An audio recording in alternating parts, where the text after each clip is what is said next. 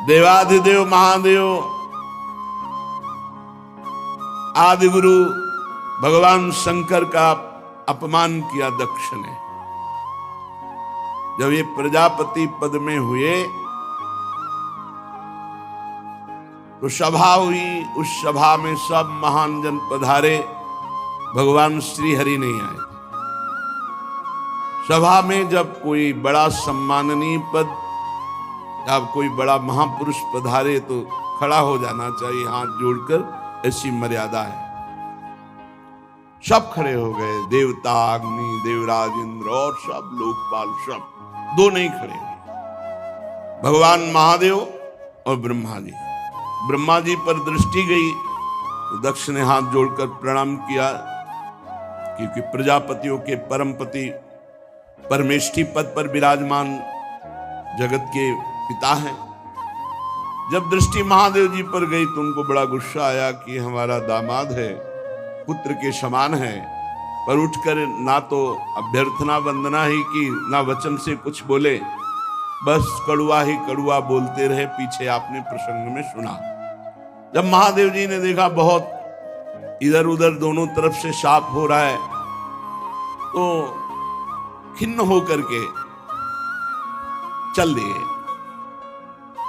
किंचित उद्विग्न मना युषानुगाह, अपने परिकर के साथ उद्विग्न होकर कि व्यर्थ का क्यों दक्ष ने इतना बड़ा शाप दे दिया, इधर से नंदिकेश्वर ने शाप दिया, व्यर्थ में।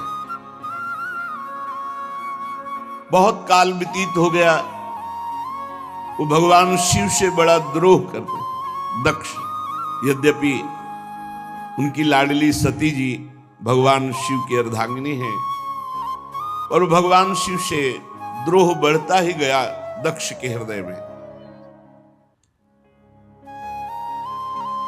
सदा विद्विष तोरेवम कालौ वै धीमानयो, उस द्वेष को बार बार चिंतन करके नया बढ़ाता गया। यही अविवेक है। विवेक का कार्य है तत्काल द्वेष का नाश करके, जो आपसे ना बोले, जो आपसे झगड़ा करे, जो आपसे द्वेष करे, उससे भी द्वेष का नाश करने के लिए नम्रता पूर्वक व्यवहार करो, तत्काल नष्ट हो जाएगा द्वेष। पर वो बहुत समय तक द्वेष करता रहा। जब कोई महापुरुष से द्वेष करे और उसकी उन्नति हो तो जान लेना ये उन्नति नहीं है, ये उसको ऊपर चढ़ाकर पटकने के लिए व्यवस्था की गई। उसी समय ब्रह्मा जी ने प्रजापति तो पहले ही बना दिया था, प्रजापतियों का अधिपति बना दिया। प्रजापति नाम सर्वेशा माधिपत्य स्मयो भवत, और बढ़ा दिया, समस्त प्रजापतियों का अधिपति। अब तो और अहंकार बढ़ गया। भगवान शंकर को नीचा दिखाने के लिए ब्रह्म ऋषियों को निमंत्रण दिया और वाजपेय यज्ञ किया, बिल्कुल शिव का भाग नहीं दिया। फिर बृहस्पति सौ नामक बहुत बड़ा यज्ञ है ये। जब इस यज्ञ को अनुष्ठान में बड़े बड़े ऋषियों को निमंत्रण, सब भगवत स्वरूपों को निमंत्रण, लेकिन भगवान शंकर के यहां कोई निमंत्रण नहीं, यज्ञ में कोई भाग नहीं। यज्ञ उत्सव में सभी ब्रह्म ऋषि, देव ऋषि, पितर, देवता आदि अपनी अपनी पत्नियों के साथ पधारे। सबका विधिवत स्वागत किया दक्ष ने। खास बात यहां थी कि जो और बहनें थी सती जी की, तो कैलाश के ऊपर ही से विमान से चर्चा करते हुए जा रही थी। बड़ा निमंत्रण दिया है पिताश्री ने, बहुत आदर पूर्वक। ऐसा दक्ष कुमारी सती जी ने ये सुना। सती बिलोके व्योम विमाना,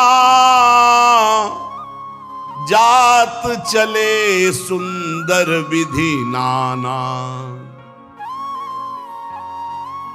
महाराज, कोई यज्ञोत्सव हो रहा है, हमें लगता है हमारे पिताजी का। क्या ये जो हमने सुना सही है भगवान शिव से? पूछो तब शिव कहो बखानी, पिता यज्ञ सुनी कछु हर सानी। भगवान शिव ने कहा सत्य है, तुम्हारे पिता इस समय बड़े पद पे हैं, बहुत बड़ा यज्ञ कर रहे हैं, और ये सब निमंत्रित देवांगनाएं, देवता, तुम्हारी बहनें, ये सब जा रही हैं।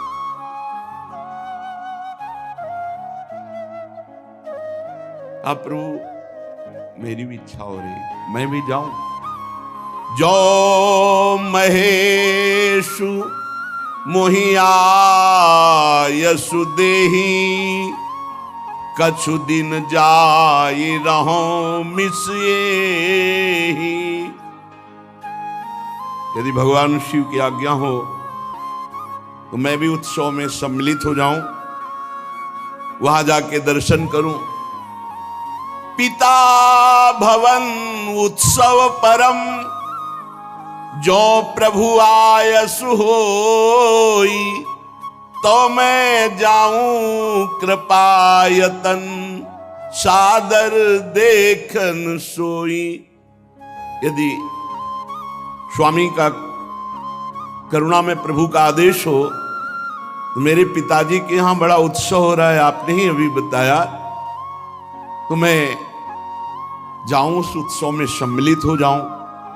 क्योंकि जाति भगवान शिव जाएंगे नहीं, बहुत बड़ा द्वेष मानते हैं दक्ष। तो अपने हृदय से इतना प्रियता है माता में, पिता में, अम्बा जी कहते हैं यदि आपका आदेश हो तो मैं जाऊं। अपने स्वामी, अपने प्रीतम से जो द्वेष करता है, अपमान करता है, निंदा करता है, साप दे दिया, अब प्रधानता प्रीतम की होनी चाहिए या पिता पक्ष की? भगवान शंकर ने कहा, कहेहु नीक मोरेहु मन भावा, यह अनुचित नहीं नेवत पठावा। ठीक कह रहे हो, मुझे भी अच्छा लग रहा है, अपने पिता के यहां जाना चाहिए, पर उन्होंने निमंत्रण नहीं दिया। सबको विश्व में निमंत्रण दिया है, पर हमें निमंत्रण नहीं दिया। ब्रह्म सभा हमसन दुख माना, तेहि ते अजहु करहि अपमाना। ब्रह्म सभा में एक बार तब से लेकर अभी तक वो द्वेष ही द्वेष कर रहे हैं और अपमान करते जा रहे हैं।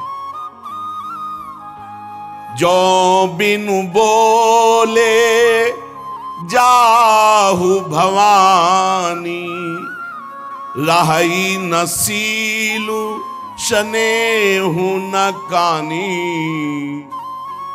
मुझे लगता है कि बिना बुलाए तुम्हें जाना नहीं चाहिए, नहीं तो तुम्हारा सील, स्नेह, शांति, मान, मर्यादा सब भंग हो जाएगी। नहीं जाना चाहिए। तो अंबाजी ने भगवान शिव की तरफ प्रश्नवाचक दृष्टि से देखा। महाराज,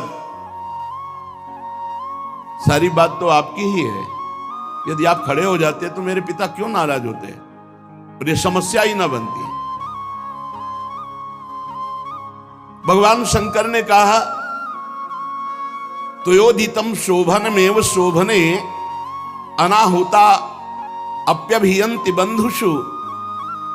सुंदरी, तुम कह सकती हो कि उठ के खड़े होना, प्रणाम करना, अभ्यर्थना करना, आपने क्यों नहीं किया? देहाभिमान से उत्पन्न हुए अहंकारी को हम कभी सम्मान नहीं करते। भगवान शिव क्या कह रहे? देहाभिमान जिसके छाया है, ऐसे अहंकारी, मदाभिमानी, द्वेषी, इनका हम सम्मान नहीं करते।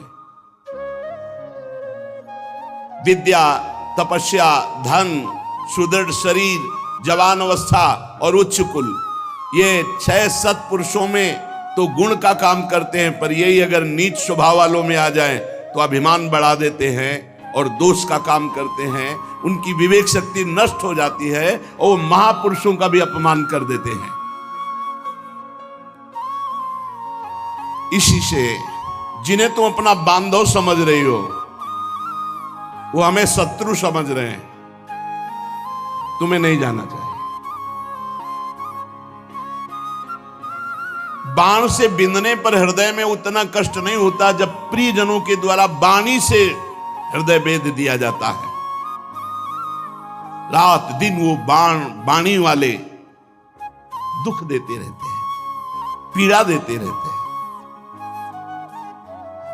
सुंदरी, तुम जानती हो कि तुम्हारे पिता बड़ी उन्नति को प्राप्त हैं। वे तुम्हें बहुत प्रेम भी करते थे, अब नहीं करेंगे क्योंकि तुम मेरी अर्धांगिनी हो। तुम्हें मान नहीं मिलेगा क्योंकि मुझसे वो द्वेष करते हैं। जीव की वृत्ति के साक्षी अहंकार शून्य महापुरुषों की समृद्धि को देखकर हृदय में संताप और इंद्रियों में वृथा होती है। अहंकारी को जैसे दैत्यगण हरि से द्वेष करते हैं, ऐसे अहंकारी महापुरुषों से बिना कारण के द्वेष करते हैं, उनकी निंदा करते हैं, उनका अपमान करते हैं।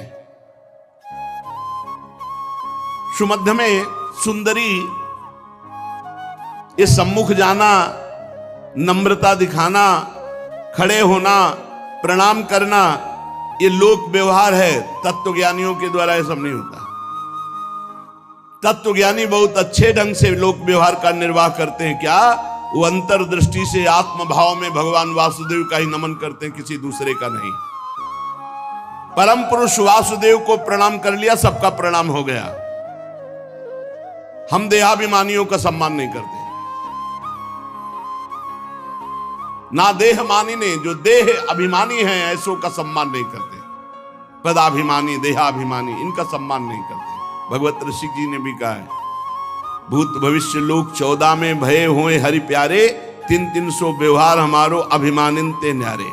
अभिमानिन, भगवान शंकर ने भी कहा। सबके अंतःकरण में विशुद्ध भगवान वासुदेव विराजमान है। उन्हीं वासुदेव का नमस्कार, सबका नमस्कार। जैसे मूल में जल चढ़ा दो सब जगह पहुंच जाता है। हम तो सिर्फ भगवान इंद्रियातीत वासुदेव को नमस्कार करते हैं, दूसरे को नहीं। इसलिए विचार करो, प्रजापतियों के यज्ञ में मेरा क्या अपराध था? मेरे प्रति कटुवाक्य, तिरस्कार, अपमान, निंदा, शाप, ये सब क्या? दक्ष यद्यपि तुम्हारे शरीर को उत्पन्न करने वाला पिता है तो भी मेरे से शत्रुता का भाव रखता है, इसलिए तुम्हें बिल्कुल नहीं जाना चाहिए। यदि ब्रजिष्यसि, यदि जाओगी तो मद्वचो भद्रम भवत्या न ततो भविष्यति संभावितस्य स्वजनात् पराभवो यदा सा सद्यो मरणाय कल्पते। यदि मेरी बात मान लो करके तुम नहीं जाती हो तो परा मंगल होगा, और अगर मेरी बात की अवहेलना कर दी और तुम चली जाती हो तो इतना ध्यान रखो, प्रतिष्ठित व्यक्ति का जब अपने प्रियजनों के द्वारा अपमान होता है तो उसका एक ही निर्णय निकलता है, मृत्यु। संभावितस्य स्वजनात् पराभवो यदा सा सद्यो मरणाय कल्पते, स्पष्ट भगवान शिव ने कह दिया। इसका परिणाम मृत्यु ही होगा अगर मनमानी करोगी तो। भगवान शंकर मौन हो गए। सती जी ने फिर दृष्टि से देखा, इस बार थोड़ा रुद्र दृष्टि थी, प्रश्नवाचक दृष्टि थी। इस बार मानो प्रश्न था कि हमने तो शास्त्रों में सुना है कि गुरु के यहां बिना बुलाए जाना चाहिए, पिता माता के यहां बिना बुलाए जाना चाहिए। तो यदि मैं बिना बुलाए जाती तो कोई दोष थोड़ी, शास्त्रीय दोष भी नहीं है, क्योंकि भगवान शंकर ने कहा जो बिन बोले जाओ भवानी, राहे न सील स्नेह न कानी।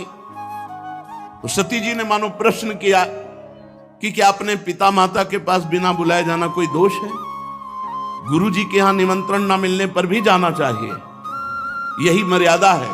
ये नहीं कि तुम्हें बुलावें, प्रार्थना करें तो नहीं। जदपि मित्र प्रभु पितु गुरु गेहा, जाई बिनु बोलेहु न संदेहा। भगवान शिव ने कहा प्राण प्यारा मित्र बिना बुलाए जाना चाहिए, इष्ट देव के यहां, स्वामी के यहां बिना बुलाए जाना चाहिए, गुरुदेव के यहां बिना बुलाए, और माता पिता के यहां। ये 4 जगह है जहां निमंत्रण की परवाह नहीं की जाती। परम प्राण प्रिय मित्र, स्वामी का गृह और गुरुदेव और माता पिता। भगवान शंकर ने कहा ठीक सिद्धांत है ये, पर तदपि विरोध मान जहां कोई, तहां गए कल्याण न होई। यदि मित्र द्रोह रखता है तो नहीं जाना चाहिए, यदि माता पिता द्वेष रखते हैं तो नहीं जाना चाहिए, यदि गुरु की इच्छा है कि तुम ना हो तो फिर नहीं जाना चाहिए, यदि स्वामी की इच्छा है कि तुम हमारी दृष्टि में ना पड़ो तो नहीं जाना चाहिए। तदपि विरोध मान जहां कोई, तहां गए कल्याण न होई। भगवान शिव ने कहा वहां नहीं जाना चाहिए। भांति अनेक शंभु समुझावा, भावी बस न ज्ञान उर आवा। भगवान शंकर बहुत प्रकार से समझा रहे हैं, लेकिन अंबाजी को भगवान शंकर की सीख इस समय अच्छी नहीं लग रही। क्यों? क्योंकि ममत्व जोर कस गया। माता पिता बहनों का प्यार बड़ा उत्सव है, सबसे मिलेंगी, ये जोर कस गया तो आद्य गुरु भगवान शंकर प्राण प्रीतम है, उनकी बात अच्छी नहीं लगी, खड़ी हो गई सती जी और अपने परिवार के जनों के दर्शन की इच्छा से कैलाश से चल पड़ी। फिर लौट आती है, फिर भगवान शंकर को देखती है, फिर चल पड़ती है, फिर लौट आती है। इस प्रकार कई बार ऐसी दुविधामयी स्थिति हुई। बंधुजनों की प्रबल मिलने की इच्छा और महादेव जी नाराज ना हो जाए, ये ऐसी दुविधा दुचित स्थिति आ गई। बार बार निकलना, बार बार वापस आना। आखिरी बार भगवान की शंकर की तरफ रोष दृष्टि से देखा, कांपने लगा शरीर सती जी का, और ऐसा लगा मानो भस्म कर देंगी। ततो विनिः स्वस्य सती विहाय, तम शोकेन रोषेण च दूयता हृदा। शोक क्रोध चित्त को बेचैन कर दिया और भगवान शंकर की तरफ रुद्र दृष्टि से देखा। आखिरकार जिन भगवान शिव ने अपना अर्धांग उनको बनाया, उनको छोड़कर वो लंबी लंबी सांस लेती हुई माता पिता के घर की तरफ चल पड़ी। जब देखा महादेव जी ने कि अब सती जी तो रुकेंगे ही नहीं, तो कई हजार रुद्रगणों को आदेश किया और अपने निजी वाहन वृषभराज नंदकेश्वर को आदेश किया, जाओ तुरंत जाओ। हजारों भगवान शिव के पार्षद माता जी से विनय की कि वाहन पर विराजमान हो। अपने वाहन पर नहीं माता जी जा रही, भगवान शिव के वाहन नंदकेश्वर वृषभराज पर विराजमान हुई। मैना पक्षी गेंद दर्पण जितना सामग्री श्रृंगार की, श्वेत छत्र चंवर माला राजचिन्ह दुंदुभी शंख बांसुरी और हजारों की संख्या में शिव पार्षद आसपास से ये भगवान शिव ने अपनी तरफ से। माता जी आखिरी बार तो बहुत रुद्र दृष्टि देख करके गई। अब जब सेवकों के साथ यज्ञशाला में प्रवेश किया तो वहां ब्राह्मण लोग वेद ध्वनि उच्च स्वर से होड़ लगी हुई थी। देखा स्वर्ण डाब चर्म आदि के जो मिट्टी काठ आदि के पात्र अलग अलग, सब देवताओं का भाग, सबकी व्यवस्था, लेकिन पूरी यज्ञ में कहीं भी भगवान शंकर का कोई स्थान नहीं, कोई भाग नहीं। सती जी को जे ही दक्ष ने देखा तो बड़े क्रोध दृष्टि से देखा और कोई आदर नहीं, कोई बातचीत नहीं। सती जी ने देखा है मेरे प्रीतम का कहीं यज्ञ में कोई भाग नहीं और ये पिता होकर मेरे साथ ऐसा बर्ताव। बहनें जो बड़ी मुस्कुराती हुई एक उपहास जनित ऐसे, निमंत्रण तो गया होगा आपके पास सती जी, हमारे पास, हमारे लिए तो वाहन भी गया था, व्यवस्था भी गई थी। अच्छा भले आ गए, उपहास। केवल एकमात्र सती जी की माता वो सहृदय प्रेम से मिली।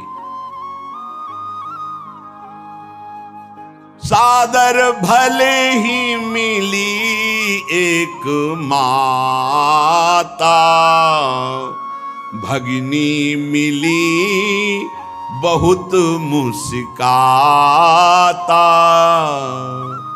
दक्षिण कछु पूछी कुशलाता, सती बिलो की जरे सब गाता। सती जाई देख्यो जब जागा, कतहु न दीख शंभु कर भागा। तब चित चढ़े जो शंकर कहे वो, प्रभु अपमान समुझी उर्दहे। सती जी ने देखा कि बहनें मुस्कुरा करके मिल रही हैं, पिता तो देखते ही जल गया और भगवान शंकर का कहीं कोई भाग नहीं। बहुत क्रोध आया, मानो संपूर्ण लोगों को अंबा भस्म कर देंगी। दक्ष की तरफ देखकर कहा, कर्म मार्ग के अभ्यास में घमंडी शिव जी से द्वेष करता है। तब तक मर्यादा रहती जब तक इष्ट पर प्रहार न हो। अगर इष्ट के संबंध पर प्रहार हो तो जैसे पिताश्री कह के बात करने वाले प्रहलाद जी ने दैत्यराज कह के बात किया, ऐसे का कर्म मार्ग के अभ्यास में लगा हुआ घमंडी तो भगवान शिव से दोह करता है। लड़खड़ा रही थी क्रोध में वाणी अंबा जी की, तू पिता है क्या? तू जानता है भगवान शंकर से बड़ा कोई इस सृष्टि में है? नायस्य लोके त्यतिसायनः प्रियस्तथा प्रियो देह भृताम प्रियात्मना, तस्मिन् समस्तात्मनि मुक्त वैरिके रीते भवंतम कतमः प्रतीपयेत।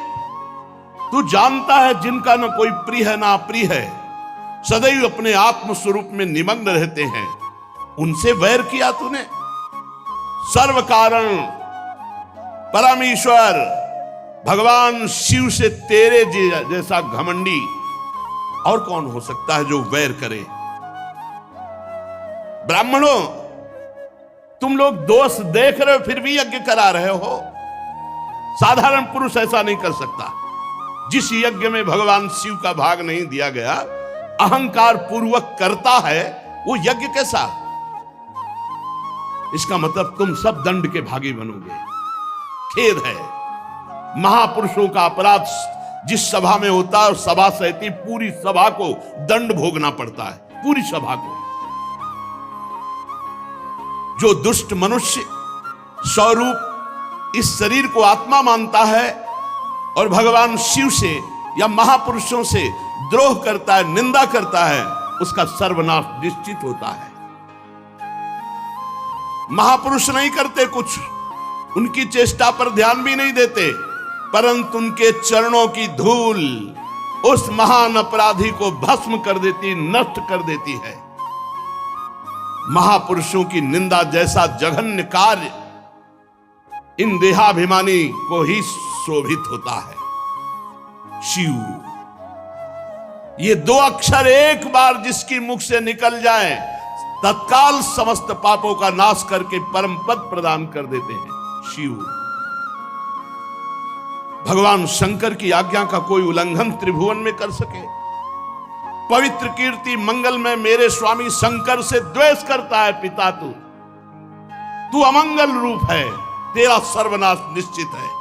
अंबाजी बोले, अरे भगवान शिव तो महापुरुषों के भी महापुरुष है, जिनका मन मधुकर ब्रह्मानंद रस में डूबा रहता है, जिनके चरणों की सेवा के लिए सनक सनंदन सनातन सनत कुमार बड़े बड़े ब्रह्म ऋषि याचना करते हैं।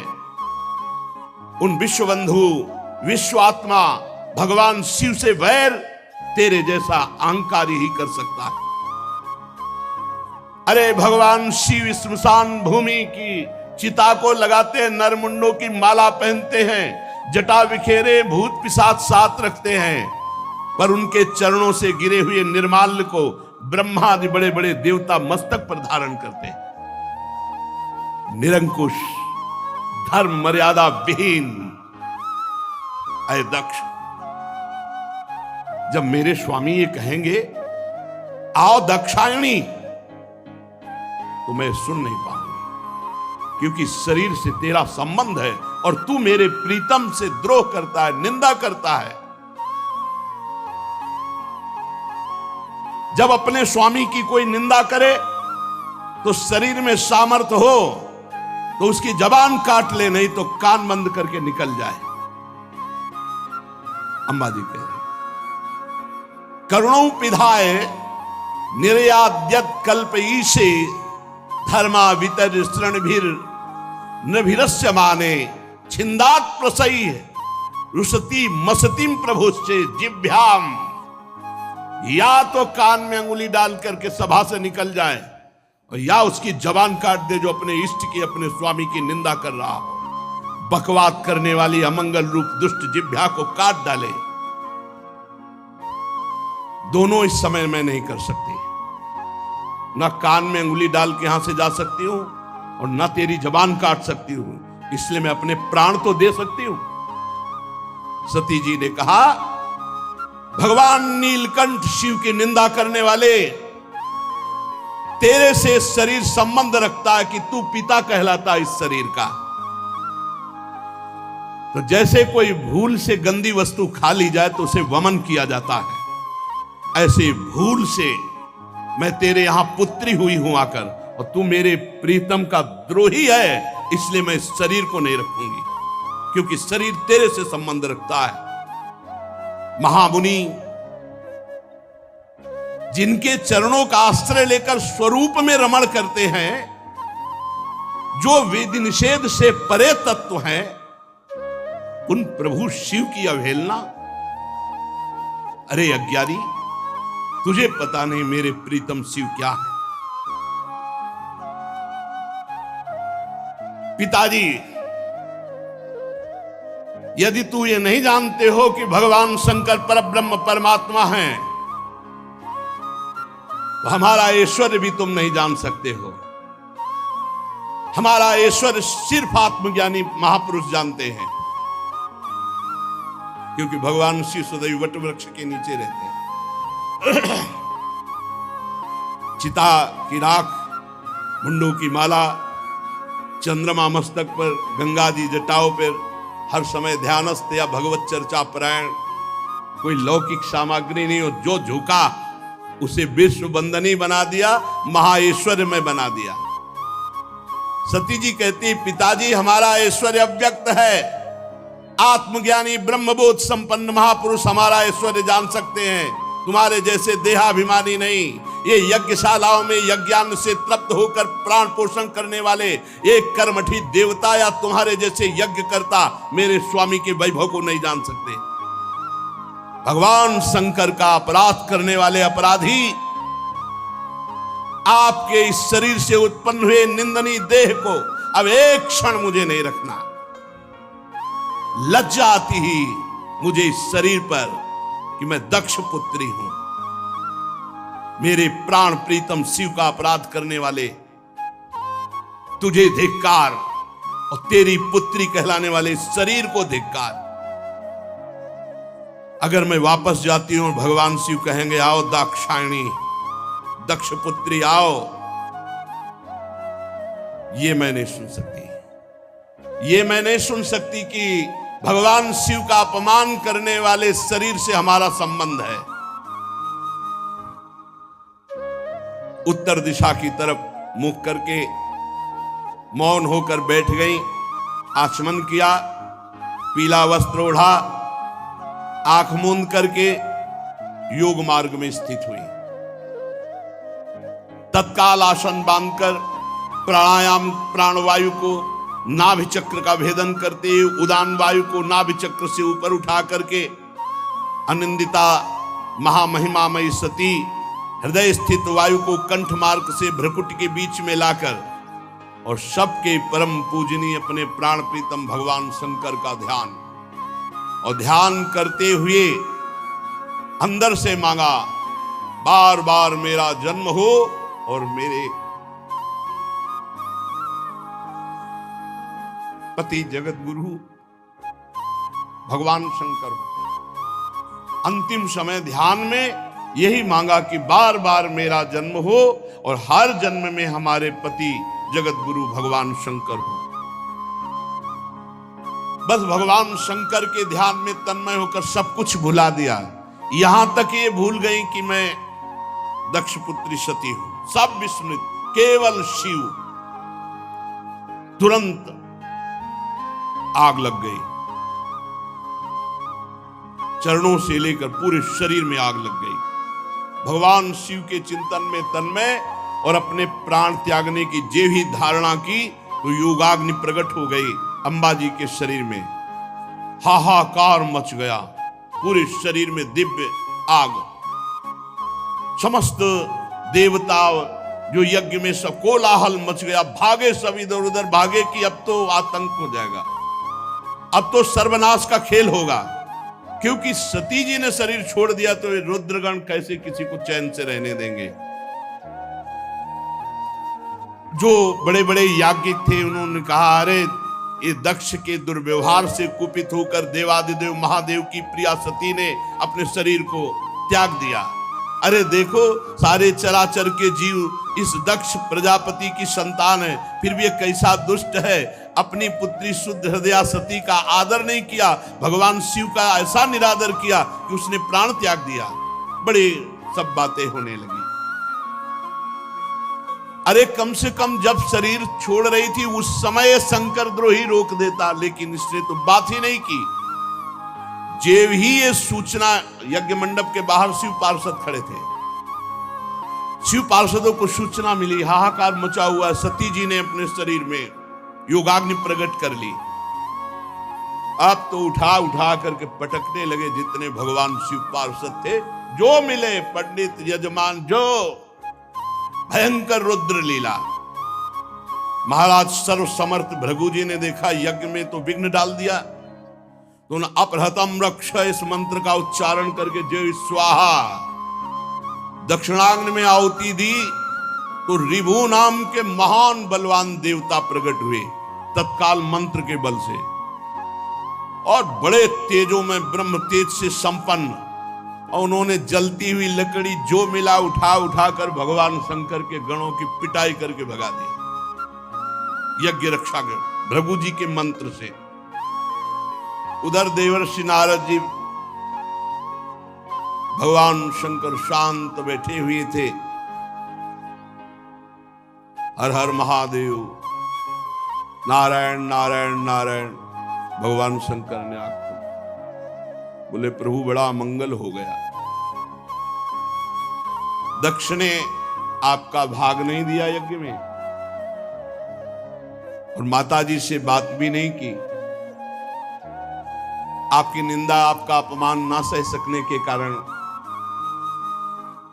सती देवी ने योगाग्नि के द्वारा अपने शरीर को भस्म कर दिया। और आपके पार्षद जब उनको दंड देने लगे तो भृगु जी ने रिभुओं को मंत्र के द्वारा इतना प्रबल पार्षद रूप प्रकट किया कि आपके पार्षदों को मार के भगाया वो आ रहे हैं। भगवान शंकर उस समय सती का भस्म होना, पार्षदों का अपमान, तो क्रुद्धा सुदृष्टोष्ट पुटः सा धूर्तिजटाम, भगवान शिव क्रोध से ओठ चबाने लगे और जटाएं से बिखेर ली और एक जटा पकड़ी जो बिजली की तरह चमक रही थी और उखाड़ कर पृथ्वी पर पटक दिया एक जटा को। जे ही पटका तो इतनी जोर का अट्टहास हुआ मानो विश्व का विनाश हो जाएगा।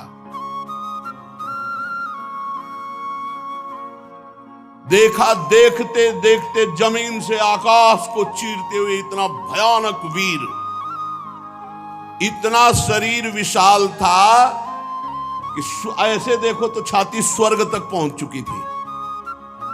1000 भुजाएं, मेघ के समान श्याम वर्ण, चलते हुए 3 विशाल नेत्र, बाहर मुंह से निकली हुई विकराल दाढ़ें, अग्नि की ज्वाला के समान लाल लाल जटाएं, गले में नरमुंडों की माला और 1000 हाथों में 1000 अस्त्र धारण किए हुए। तम किम करोमीति गृणंतमाह बद्धांजलिम, भगवान भूतनाथा, हाथ जोड़कर वो महावीर बोला, हे भूतनाथ क्या आज्ञा है हमारे लिए। दक्षम सयज्ञम जहि मद भटानाम त्वम गणो रुद्र भटांश को मैं। भगवान शंकर ने कहा, जाओ दक्ष, उसके यज्ञ, पार्षद, यज्ञ करता सबको नष्ट कर दो। देवादिदेव भगवान शंकर जे भी ऐसी आज्ञा दी, उस महावीर पार्षद का नाम वीरभद्र। भगवान शंकर के चरणों को स्पर्श करके, परिक्रमा करके चलने को जैसे ही अगला कदम रखा मानो भूकंप आ गया। इतना विशाल का शरीर, ऐसा मालूम होने लगा मानो भूकंप आ गया। बड़े वेग से कुछ ही क्षण में सिंहनाद दहाड़ करते हुए यज्ञ मंडप की तरफ। 1000 हाथों में और अस्त्र तो है, भगवान शंकर का विशेष त्रिशूल हाथ में लिए हुए, मानो त्रिशूल संसार का संहारकारी मृत्यु ही त्रिशूल रूप धारण किए हो। हजारों सेवक और पीछे चल रहे रुद्रगण, आगे वीरभद्र। वीरभद्र के पैरों की धमक से पृथ्वी हिल रही थी। ऋत्वज यज्ञशाला में जजमान सदस्य ब्रह्म ऋषि धमक से समझ गए कुछ गड़बड़ होने वाला। अट्टहास सुनाई दिया, धूल दिखाई दी, तो जो चतुर विद्वान ब्रह्म ऋषि थे तो उन्होंने कहा कि अभी निकल लो। जो कुछ समझदार थे वो तो लघु शंका के बहाने, और जो थे कि मैं मंत्र के द्वारा अब देवता प्रकट करूंगा फिर रुद्रगणों की, अब वो बात नहीं थी, क्योंकि ये और कोई नहीं, महाकाल स्वयं रूप धर के वीर रुद्र का। जब वो चल रहे थे तो ऐसा लग रहा था आंधी तूफान चल रहा है, इतनी धूल उड़ रही थी। जटाएं ऐसी चमक रही थी मानो बिजली चमक रही हो। अट्टहास, गर्जना। दक्ष पत्नी प्रसूति अन्य स्त्रियों से व्याकुल होकर कहने लगी कि अब सर्वनाश निश्चित है, क्योंकि सती का तिरस्कार हुआ, महादेव जी को पता चल गया। भगवान शिव के अनादर का परिणाम अभी सर्वनाश शुरू हो जाएगा, मुझे अनुभव हो रहा है। इतने ही में प्रलय काल उपस्थित जटाजूट बिखेरे हुए, शस्त्रास्त्रों से सुसज्जित और सामने तांडव करते हुए और रुद्रगण और विशाल काय शरीर वीरभद्र मेघ गर्जना के अट्टहास से 10 दिशाएं कंपायमान कर दी। बार बार शिव शिव वीर रुद्र पुकारते, मानो विधाता ने साक्षात काल की रचना की हो विनाश के लिए। जो महात्मा जन ब्रह्म ऋषि भाग नहीं पाए, वो एक दूसरे की तरफ दया की दृष्टि से देख रहे थे। कोई मंत्र है, उच्चारण करो, अब बचाओ। इसी समय दौड़ करके रुद्र सेवकों ने संपूर्ण यज्ञ मंडप को, जो लघु शंका के लिए निकल गए थे तो बड़े प्रवीण थे, घेर लिया और भगवान शिव के जो गण हैं, किसी का मुख मगरमच्छ जैसा, कोई भूरे रंग का, कोई बौना, कोई कैसे कैसे भगवान शिव के गण हैं। जितने वहां थे, किसी को मुख में डाला, किसी को मसला, किसी को काटा, किसी को मारा, वहां हाहाकार मचा। किसी ने यज्ञशाला के खंभों को तोड़ दिया, किसी ने यज्ञ के पश्चिम भाग को नष्ट कर दिया, किसी ने सभा मंडप को, किसी ने उत्तर भाग को, किसी ने यजमान गृह को, किसी ने पाकशाला को, किसी ने यज्ञ के पात्र जो देवताओं के भोग, लघुशंका का यज्ञ नष्ट हो, दक्ष नष्ट हो और संपूर्ण सभा को दंड मिले, ये भगवान शिव का आदेश है। जो अग्नियां घी से तृप्त लघुशंका, पेशाब, हर देवता को दंड मिल रहा है। यहां भगवान शिव का तांडव शुरू। रुजुर यज्ञ पात्राणि तथैकेगाग्नीन नाशयन कुंडेषु मूत्रयन केचित् भिर्दुर्वेद मेखला। कोई यज्ञ कुंड में पेशाब कर रहा है, कोई वेदिक जो मंत्रों से मेखला सूत्रों से सुरक्षित रखा गया तोड़ दिया। कोई भी अग्नि वहां सुरक्षित नहीं थी जिसमें लोग शंका नहीं थी, सब बुझा दी।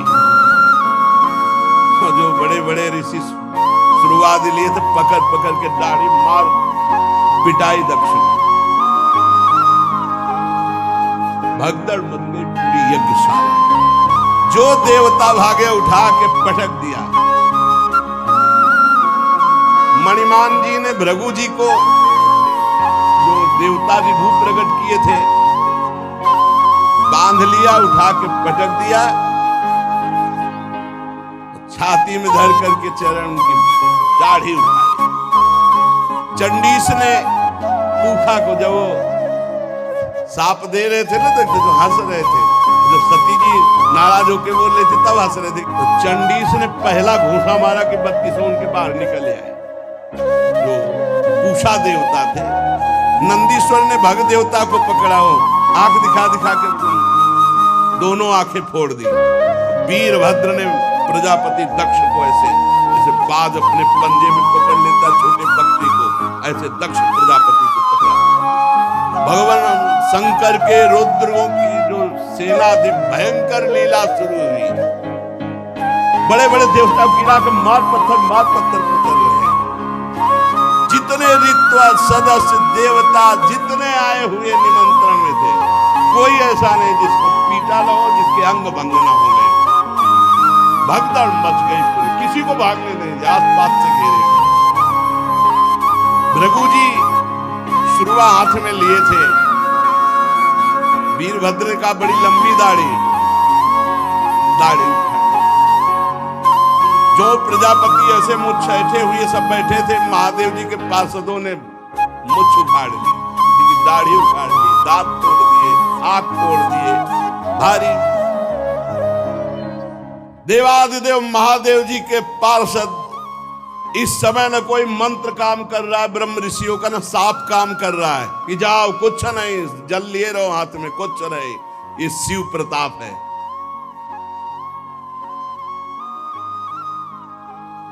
महादेव जी के जो कटु वचन सुन रहे थे कानों में, काने छेद दिए, जो हंस रहे थे दांत तोड़ दिए।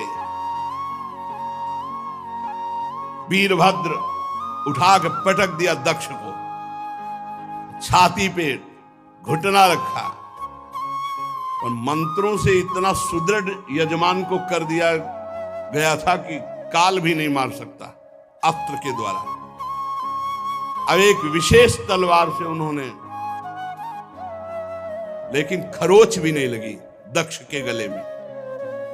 हर शस्त्र का प्रयोग किया वीरभद्र ने, लेकिन मंत्रों के बल से जजमान सुरक्षित थे, दक्ष का एक रोम भी नहीं काट पाए। तब वीरभद्र ने कहा जरूरत ही नहीं अस्त्र की, धरालाद पकड़ के खोपड़ी ऐसे ऐंठ करके वैसे किसी अस्त्र से नहीं काटा, ले तुम्हारे मंत्र काम। सब मंत्रों को ऐंठ करके खोपड़ी और जो पूर्णाहुति जैसे होती है ऐसे यज्ञशाला में झोंक दिया दक्ष की खोपड़ी।